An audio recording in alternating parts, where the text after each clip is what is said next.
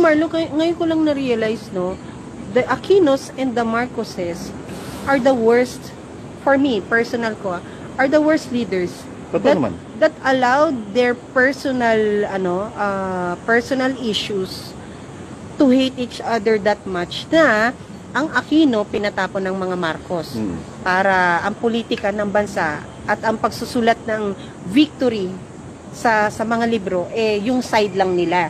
At babae si Cory Aquino. At babae yan. Naging pusong bato. At nanay yan. Bukod sa babae ka, nanay ka pa. Pero ginawa mo sa kalaban yan na pinatapon mo sa ibang bansa ang kalaban mo.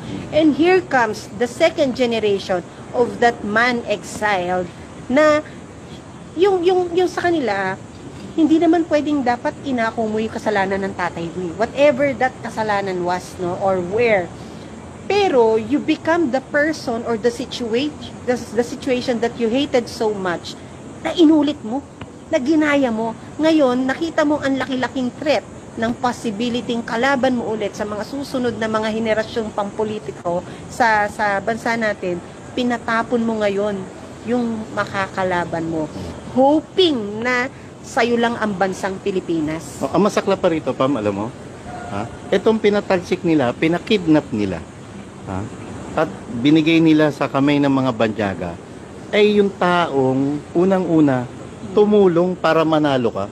Tumulong din nung tumakbo ka bilang Vice President noong 2016 at tumulong para manalo ka bilang Pangulo ng Pilipinas. Hindi man direktang tumulong ang PRRD, pero the mere fact na hindi niya na tinuloy, hindi niya binigyan diin yung sinabi niya na merong isang presidential candidate na gumagamit at ng ipinagbabawal na jeep, malaking tulong ngayon at hinayaan niya si VP Sara na tumakbo sa ilalim ng ticket niya. Ito pa masaklap. Etong taong to na pinagkanulo mo sa mga banyaga, ang siya pang nagpalibing sa tatay mo sa libingan ng mga bayani. Ganyang kakaingrato at ganyang kakawalang utang na loob.